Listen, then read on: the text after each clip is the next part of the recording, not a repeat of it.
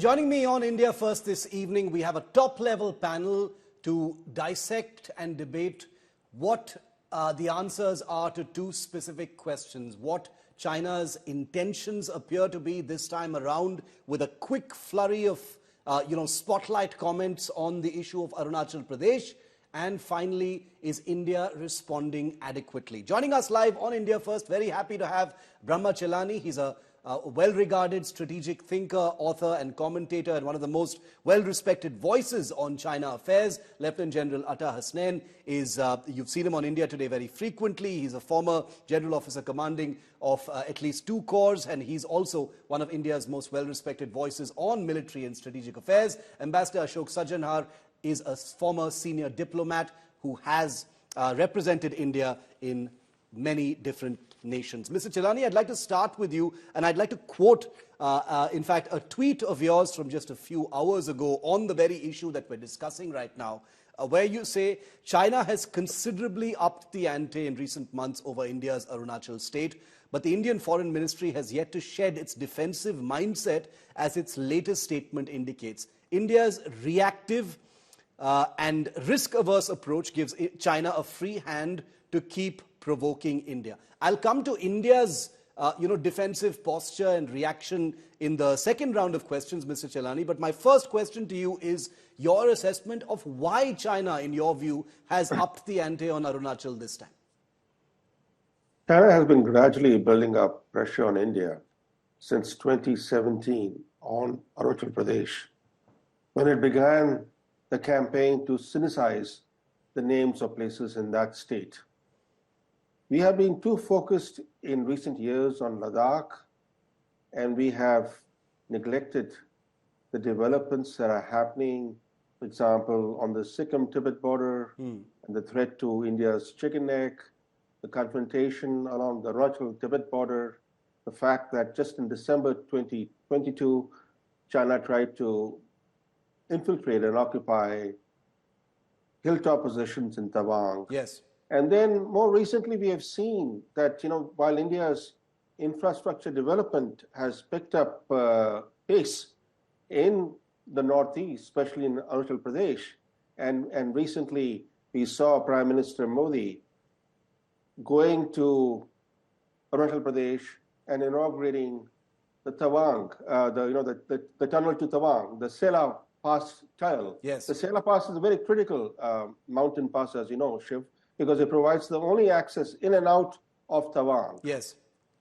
So this new tunnel is very important tunnel for India's border defenses. But there is an irony to this. There are 2 ironies, actually, that I want to point out. The first irony is that India still maintains that Tibet is an integral part of the People's Republic of China. Yeah. And yet, China is laying claim to Arunachal Pradesh on the alleged basis that Arunachal Pradesh has historically been part of Tibet. So we are caught in this strange paradox. We need to add some nuance to our stance on Tibet. If Tibet is an integral part of China, and China claims that Arunachal Pradesh has been part of Tibet, something that Dalai Lama says has no historical basis, but we don't even use Dalai Lama's own statements to advantage. We just meekly say that Arunachal Pradesh has always been, is, and will remain part of India. But that's a very reactive approach. Okay, I'll come to... And the second thing, Shiv, which is equally important, that for some reason, a succession of Indian prime ministers have refrained from visiting the Tawang region. For example, the PRC, the China lays claim to Tawang, citing the 6th Dalai Lama's birthday in the 7th century, 17th century. But the 4th Dalai Lama was born in Mongolia in the 16th century. So can China also claim Mongolia? And yet, we have seen prime minister after prime minister, including recently when the Sela Pass tunnel was inaugurated, skipping a visit to Tawang for no reason. And that only emboldens China's intransigence and also encourages its provocations. Okay. I'll come in just a bit to expand on what you've said, Mr. Chelani, on what India should do to get past this risk-averse or defensive approach, as you define it. General Hasnain, to draw you in on this, Arunachal is a place where India and China have fought a war in 1962. Parts of Tawang were actually under Chinese control for a while before they actually withdrew. So Arunachal is a sensitive territory. It's an emotive issue militarily and strategically speaking. What is your assessment of what China, probably intends to do? Are these just provocations? Because provocations have been going on for a long time. As Mr. Chelani said, they've been building up since 2017. Is there some real military intention as far as China is concerned, in your view, sir? Thank you, Shiv. I don't think I would disagree with anything Mr. Brahmachalani has said. But I have let me take this a little beyond. I do feel what the Chinese are really getting at, ever since 2020, when there was a complete sea change in the policy. Till then, it seemed from 2014 till 2020, they seemed to be going along with Mr. Modi's whole policy of a little more, friendly China, friendly India, etc., etc. But thereafter, somehow things changed overnight. The whole concept of wolf warrior diplomacy, trying to provoke India, trying to cow down India in an attempt to slow down perhaps India's confidence building. What was happening was that the Chinese perhaps perceived that India was developing strategic confidence at a breakneck speed under Mr. Modi. And that's why all this which happened in Eastern Ladakh happened at that particular time. Now, we are all aware that the whole Chinese concept of grey zone warfare, a war under informationized conditions, the fact about its three warfare strategy, when you put all these things together, you realize that short of war, China will go to war only in the ultimate provocation. Right. But short of war, they will do everything possible to provoke you. Right? This concept of suddenly naming these, there are now almost 30 names which have been announced now and 32 names which have been announced earlier. 62 names have been, or locations or landmarks have been renamed. Correct. This is from one angle, if you really look at it, how does it make a difference? But the problem is that when you look at it in political strategic terms, obviously China is laying claims to all those areas to which it is renaming. It may not be wanting to carry out military operations to capture them, but that is a message which it is sending to the world that these areas belong to us. Yeah, so this is typical of grey zone warfare which China plays. We need not get provoked. Okay. I still continue to say we need not get provoked. Okay. On this, we are quite used to it. Yeah. We've seen what's happened in Doklam. 72 days we held on. We've seen what happened in Eastern Ladakh.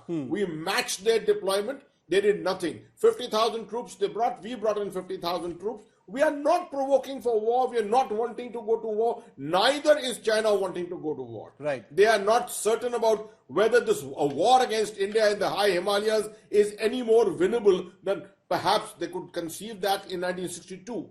But today, the winnability factor of war in conventional operations seems to be hugely doubtful. Okay. So therefore, very, very important points that you're playing. The Chinese playbook has for a long time, included this kind of grey zone psychological warfare, renaming of villages, cartographic aggression, creating, distributing different kinds of maps showing Arunachal as a part of China, etc. Ambassador Sajjanhar, what is your view on India's response? Brahmachalani says, it has been defensive, it has been risk-averse, to the point that India usually has these boilerplate statements saying, Arunachal was, is, and always will be part of India. But Mr. Chelani believes that it needs to be something that goes beyond that. What do you think, Ambassador?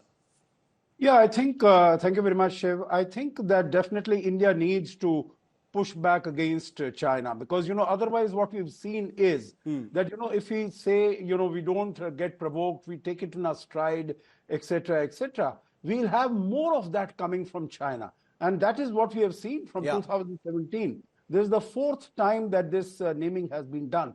But, then it is not only Arunachal. As far as China is concerned, it is sort of, pushing back against India on very many different fronts, whether it's not only the land border.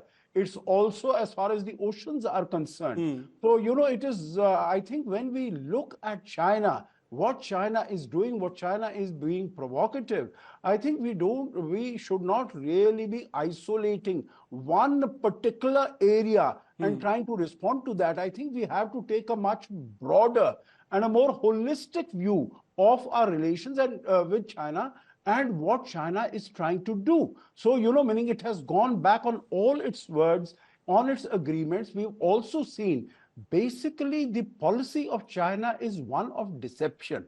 And, they try to keep on sort of, trying to build a narrative. Yes. And this narrative is after a point of time, maybe not after 5 years, 10 years, but maybe 15, 20, 25 years, they say that this is an accepted fact. Something like, as far as the South China Sea is concerned, they claim about 90% of the South China Sea as their own. Right. And even as far as, let's say, the International Tribunal's award, they say, it does not apply to us. So I think we have to be mindful. We have to definitely, identify strategies, identify policies as to how we can push back against China. And I think we have a number of cards with us, which we can discuss in your program also. Absolutely. Both domestically, last point, both domestically as well as on the international front. Okay, so you're talking about the fact that India has some cards with which we can push back. Mr. Chelani, you've said that India's reactive and risk-averse approach has given China a free hand to keep provoking India. I tend to agree with that. It's one of the reasons why these provocations, as it were, never seem to stop. There's a kind of regularity with which they continue to come at press conferences or maps or announcements or this list of places that they've named in Arunachal Pradesh. In practical terms, if I could ask you, Mr. Chelani, not about what we could have done, but what we can do now, what would you prescribe, sir? First, Shiv, let's be clear that these are not just mere provocations. Yeah. These are actions that seek to change the status quo, and sometimes they do succeed. For example, who controls Doklam Plateau today? China. Almost the entire Doklam Plateau is in Chinese control.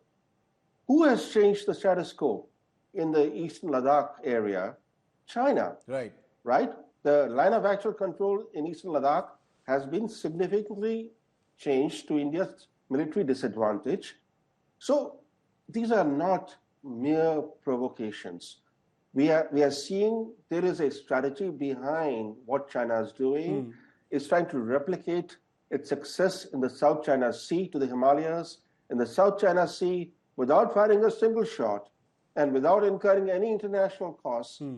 China has redrawn the map of the South China Sea. So there are three elements that always characterize China's aggression, not just vis-a-vis India, but whether in South China Sea, East China Sea, and even in relation to Taiwan, which is deception, stealth, and surprise. These are the three main elements that give China the capacity, the ability to gain on the ground, to change facts on the ground. And we tend to be reactive because often we are responding to what China has done on the ground, or we're responding to its statements. Now, let me begin with a very simple thing. Now, what's the alleged basis of China's claim to Arunachal Pradesh? It is part of Tibet, right? Now, can't India's MA simply state publicly that the alleged basis of China's claim to Arunachal Pradesh highlights that Tibet is the core issue in China-India relations? Now, that's not a provocative statement. You are citing what China is claiming.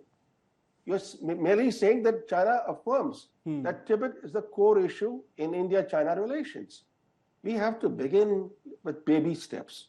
This is only a baby step. Let me get Ambassador Sajjanhar to just comment on that. Ambassador Sajjanhar, is that a possibility for India to say that Tibet is a core issue? The fact that China annexed Tibet and made itself a neighbor of India, really, geographically speaking, is that something that the MEA could potentially do? No, sure. Let me just add the caveat. Not India saying that Tibet is the core issue, but that China's own alleged basis of its claim underlines that Tibet is the core issue. I understand. In Sino-Indian relations. I understand. Ambassador Sajjanhar, and then I'll finish with General Hasnain. Yes. No, definitely. As far as Tibet is concerned, we are, that has been a core issue. That is, from where His Holiness the Dalai Lama came. His Holiness the Dalai Lama continues to be an issue of contention between India and China in a very big way. So definitely, as far as Tibet, whether we put it in so many words or we do not put it in so many words, it definitely is, a very sore issue between the two countries. Right. And, as far as the whole claim of China on Arunachal Pradesh is because it is South Tibet. And since Tibet is a part of China, so this also belongs to China. Okay. But this claim has been advanced by China only over the last 15, 20 years. It is never a part of the discourse or any of the discussions between the two countries. So I think this is what I meant by saying, a narrative is sought to be built. Okay. And right now, by, repeating it over and over and over again, this is the message that China is trying to send, not only to its own people. The last point that I want to make here, Shiv, slightly unrelated, is China appears to be in a hurry because possibly it realizes that its advantage that it has today is not going to last for a very long time. I understand. So this is the time that, it should go and do something if it needs to do. Okay, I'm completely out of time. My producers tell me I don't have even a few seconds. I would have loved to give the last word to General Hasnain. My profound apologies to you, sir, but I promise we will be taking this issue up once again in the near future. I hope, Shiv, that you will discuss this issue again. Yes. Because I've just done 3 serials on this on YouTube. Absolutely. So you must listen to what I have to say. The 3 of you will be back with me and we will do a part 2 of the discussion, I promise you. Thank you very much, and apologies I couldn't come back to you once again. Thank you, gentlemen, for joining me on this very special edition of India First. Keep watching India Today.